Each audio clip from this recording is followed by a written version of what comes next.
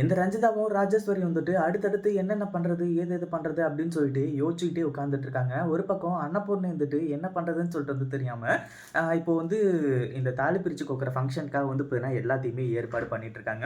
அதாவது இப்போ வந்து பார்த்தீங்கன்னா, அந்த நகை இருக்கு பார்த்தீங்களா? அதாவது தாலி சரடுன்னு சொல்லிட்டு, அத வந்து பார்த்தீங்கன்னா வாங்கிட்டு வந்து, இவங்க கண் முன்னாடி வந்து பார்த்தீங்கன்னா காட்டி, ஒரு மிகப்பெரிய விஷயத்த வந்து பார்த்தீங்கன்னா செஞ்சுட்டு இருக்காங்க. இது உண்மையிலேயே வந்து பார்த்தீங்கன்னா, அவங்க செஞ்சிருக்க கூடாது தான்.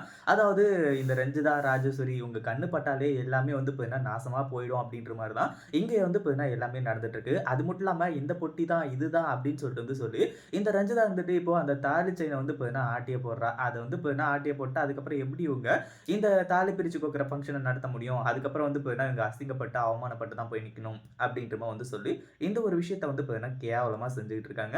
அதுக்கு முன்னாடி என்னவெல்லாம் நடக்குது அப்படின்னு சொல்லிட்டு பார்க்கறதுக்கு முன்னாடி, இப்பதான் நம்ம சேனலுக்கு ஃபர்ஸ்ட் டைம் வரீங்க அப்படின்னா, கீழ இருக்க சப்ஸ்கிரைப் பட்டன பிரஸ் பண்ணிக்கோங்க.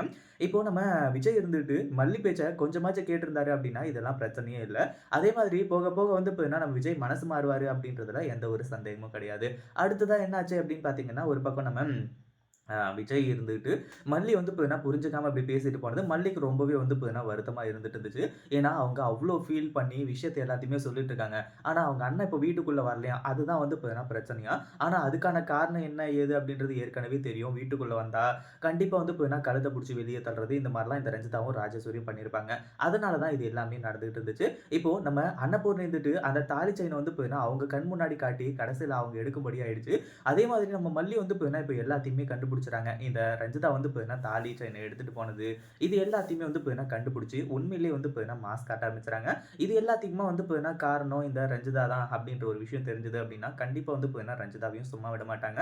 ஏன்னா, தாலி செயின கொண்டு போய் மறைச்சு வச்சு, கடைசியில இந்த ஒரு தாலி பிரிச்சு கோக்குற ஃபங்ஷன நல்லபடியா நடத்த விடாம பண்ணாங்க அப்படின்னா, அவங்களுக்கு தான் மிகப்பெரிய ஆபத்து காத்துக்கிட்டு இருக்கு.